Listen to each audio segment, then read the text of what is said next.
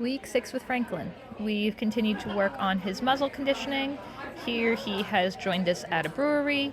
He does, of course, have his muzzle on, and we're really just working on settling.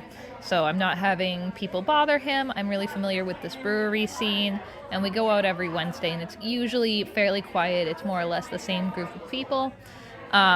He doesn't have an issue with people being around him. It is really just with them touching him. So we're working a lot on having him relax.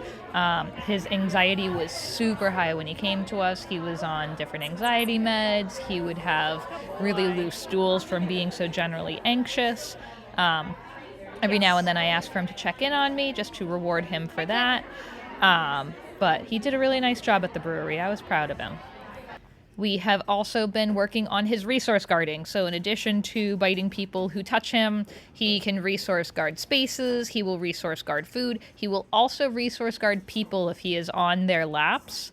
So we've been working with the people aspect, and we've been working with the food aspects more.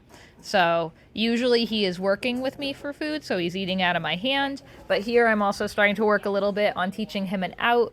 Out would mean to give me something. So that could be a toy that he has. It could mean head out of the food bowl so that I could grab it. I'm not usually putting a ton of pressure on dogs who are resource guarders. I don't want them to have a negative association with me. So you can see largely I am just giving him food when I'm in the vicinity, when I reach for the bowl. And I'm marking and rewarding that. I don't want him to have a negative association, but I do want him to be willing to give up the food bowl. You can see I'm facing away from the food bowl. I'm not putting that extra social pressure on him. I'm also not sticking my hand in his food bowl. I never recommend that. I would also not tolerate if someone who constantly came up to me stuck their hand in my food. I would also start being proactively aggressive about that. However, I do eventually expect him to be able to relinquish items to me. But I'm trying to do that in a very fair way. I'm not hovering around him forever. Gave him a last couple of treats. Now he can finish off his meal in peace. We do still have that extra barrier up, just to keep a safety thing. We also, as you can see, have other dogs around.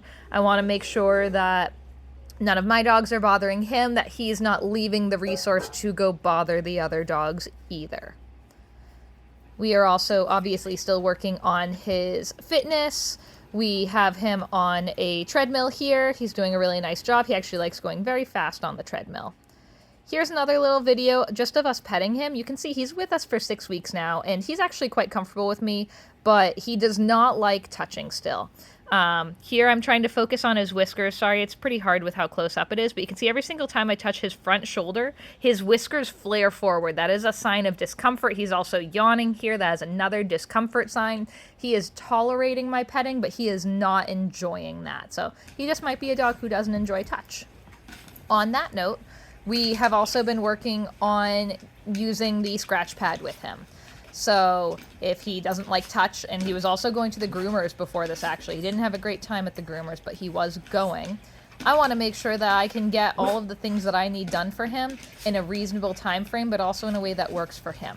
So I will start teaching dogs to use a scratch pad while I'm also counter conditioning them slowly to having their feet be handled.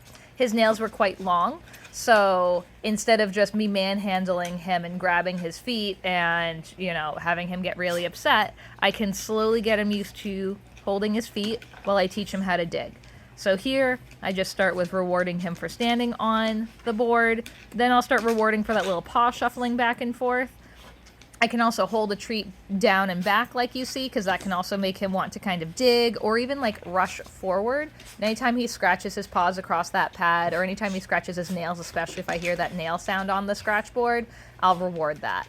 So this is a great way. We've done this for a lot of dogs who are uncomfortable with nail trims. Franklin will be staying with us for a couple of more weeks. I have him started on a pain med trial because I am very suspicious that some of his behavior is coming from pain.